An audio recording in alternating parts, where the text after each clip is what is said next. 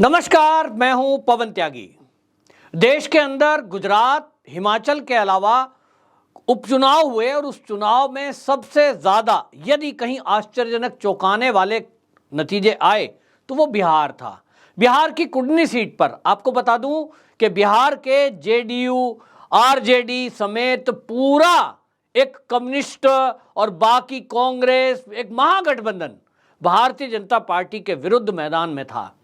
माना यह जा रहा था कि जब सरकार भी उनकी है और दावा कर रहे थे कि आरजेडी अभी तक नीतीश कुमार के साथ नहीं थी तो वहां जो है गठबंधन मजबूत नहीं बन सकता था, लेकिन अब तो लालू की पार्टी नीतीश कुमार के साथ मिल गई है।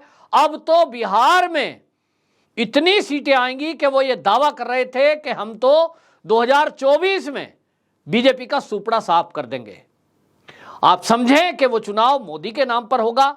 ये जो चुनाव हुआ था उपचुनाव, इसमें विधायक के लिए चुनाव था, विधानसभा का चुनाव था और इस विधानसभा के चुनाव में लगभग 3000 वोटों से जो जनता दल है उसके कैंडिडेट को, जेडीयू के कैंडिडेट जो थे मनोज कुशवाहा, उनको भारतीय जनता पार्टी के केदार प्रसाद ने हरा दिया।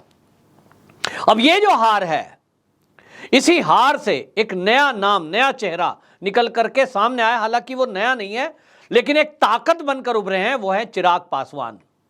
सूत्रों की माने तो चिराग पासवान ने इस सीट पर जिस तरह का प्रचार किया, जो मेहनत की और जो युवाओं का जोश उनके साथ दिखाई दिया, उससे यह तय माना जा रहा है कि अब वहां जो विपक्षी हैं, उनको अभी तक जो कमजोर समझ रही थी नीतीश सरकार कि भाई भाजपा तो अब कुछ है ही नहीं, हम तो सुपड़ा साफ कर देंगे, उन्होंने उनके गढ़ में, जो कि उनका गढ़ था, उसी गढ़ में उनको हरा कर यह दिखा दिया कि अब यहां युवा चेहरा एक नया आया है, जिसके साथ पासवान वोट, उसके अलावा युवाओं की वोट वो साथ में है। और यहां एक और फैक्टर सामने आया, वो था एमओ फैक्टर।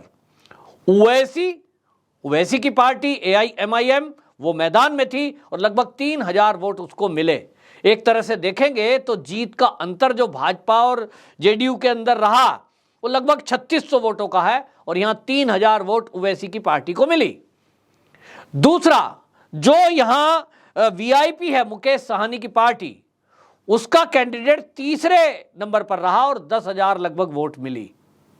अगर ये VIP by chance Nitish Kumar के साथ गठबंधन में होते तो आप समझिए कि फिर ये जीत जो है भारतीय जनता पार्टी के पक्ष में नहीं होती। अब वीआईपी पार्टी ने जिस तरह की बढ़त बनाई है कि वो 10,000 करीब वोट लाए हैं, ओवैसी को हालांकि 3000 मिले हैं, लेकिन इसने ये बता दिया है कि आने वाला जो चुनाव है उसमें जो चिराग पासवान है वो एक युवाओं का एक नया उम्मीद, नया चेहरा बनकर के उभरे हैं। आपको मैं इसलिए ये बात कह रहा हूं कि यहां जो चुनाव हुआ है कुडनी सीट पर, इस कुडनी सीट में खास तौर पर तेजस्वी यादव और नीतीश कुमार पर्सनली यहां पूरी ताकत झोंके हुए थे। जो तेजस्वी यादव है, हम उसको बात करते हैं, वो पूरे बिहार का एक युवा नेता बनकर अपने आप को प्रोजेक्ट करते हैं और वो दावा करते हैं कि बिहार का युवा उनके साथ है, वो 10 लाख नौकरियां उनको देने वाले हैं, उनके मुद्दों को हल करने वाले हैं। उन्होंने जो दावे किए थे कुडनी सीट के, इस उपचुनाव ने उनके दावों की हवा निकाल दी और यह दिखा दिया है कि बिहार में अगर लोगों को कोई युवा नेता चाहिए तो वो नीतीश यादव नहीं तो वो चिराग पासवान हो सकता है। चिराग पासवान, आप जानते हैं कि उनके पिता जो है उन्होंने बिहार में किस तरह की राजनीति की और पासवान वोट तो उनके साथ एक मुश्त जाते हैं। अब उसी में अगर अब भारतीय जनता पार्टी के साथ मिलकर के ये वीआईपी पार्टी चुनाव में उतरेगी तो जानिए कि बिहार में ये जो महागठबंधन बना है इसको धूल चटाने के लिए काफ़ी है। यहां आपको ये भी बता दूं कि जिस तरह का ये महागठबंधन बनाया हुआ है, इस महागठबंधन में आए दिन ये खबरें आती रहती हैं कि मुख्यमंत्री को लेकर के अंदर अंदर आक्रोश है और जिस तरह से लालू प्रसाद के परिवार के खिलाफ आय से अधिक संपत्ति की जांच चल रही थी, उसमें कोर्ट ने राहत देने से मना कर दिया है। आज नहीं तो कल उस संपत्ति की जांच तेज होगी और जब तेज होगी तो आप समझ लीजिए कि तेजस्वी यादव और राबड़ी देवी ये जेल में जाएंगे।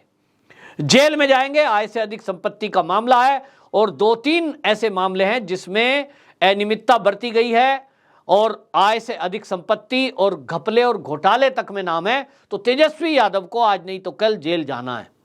जेल जाएंगे तो राजनीति में उठापटक होगी और फिर नीतीश कुमार ये सोच रहे थे अभी तक के तेजस्वी यादव को मुख्यमंत्री फेस बनाकर वो प्रधानमंत्री की रेस में पूरे देश में निकल जाएं, लेकिन उनको भी अब बिहार की जनता ने नकार दिया है।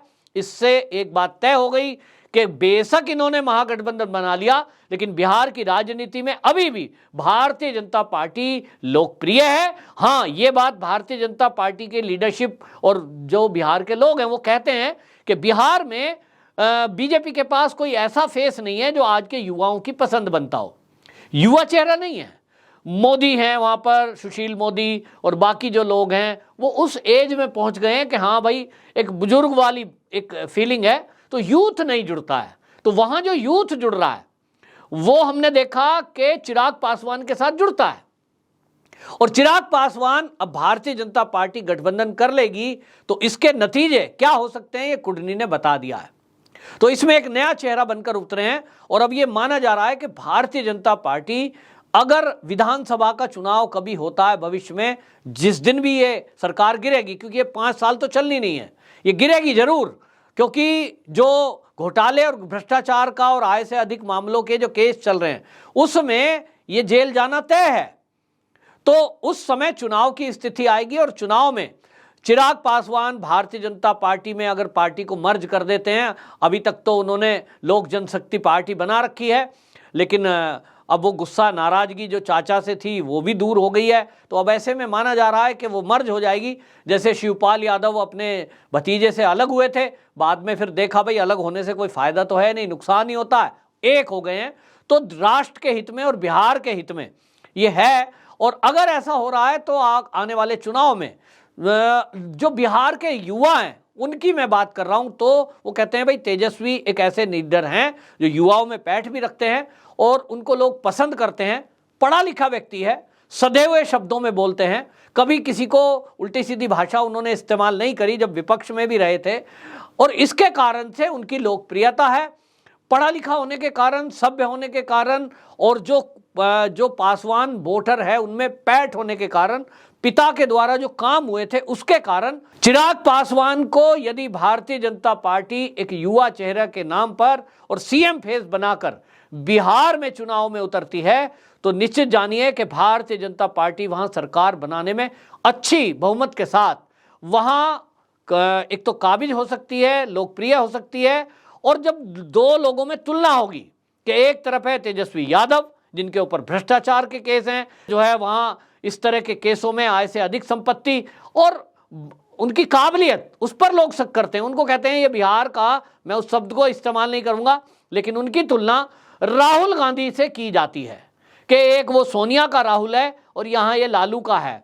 तो दोनों बेटे उनके इस तरह से माने जाते हैं। जबकि चिराग पासवान को आप देखेंगे जब भी वो कभी मीडिया से बात करते हैं या जनता में बात करते हैं या भाषण देते हैं तो उनकी भाषा शैली को देखकर लगता है कि हाँ भाई कोई पढ़ा लिखा व्यक्ति बात कर रहा है। तो इस चुनाव में एक चेहरा समझ में आया है कि जिसने एक रोल प्ले किया है इस जीत के अंदर। तो जो आकलन है वो ये कि बीजेपी में आने के बाद या बीजेपी में नहीं भी आएंगे तो भी गठबंधन के बाद अगला मुख्यमंत्री बिहार का चिराग पासवान हो सकते हैं।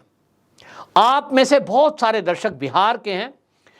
बिहार की जमीनी क्या हकीकत है जो मैंने अपना विषय रखा है, क्या आप इससे सहमत हैं? आपको भी लगता है कि भारतीय जनता पार्टी यदि चिराग पासवान को आगे करके और चुनाव मैदान में उतरे तो क्या ऐसा हो सकता है कि भारतीय जनता पार्टी को जनता का समर्थन इतना मिल जाए कि उन्हीं का मुख्यमंत्री बन जाए? और चिराग पासवान को यदि मुख्यमंत्री बनाया गया तो क्या भारतीय जनता पार्टी की जो लीडरशिप है बिहार की खास तौर पे, क्या वो उनके साथ सहयोग करेगी, उनको पचा पाएगी? कमेंट बॉक्स में जरूर लिखें। वंदे मातरम।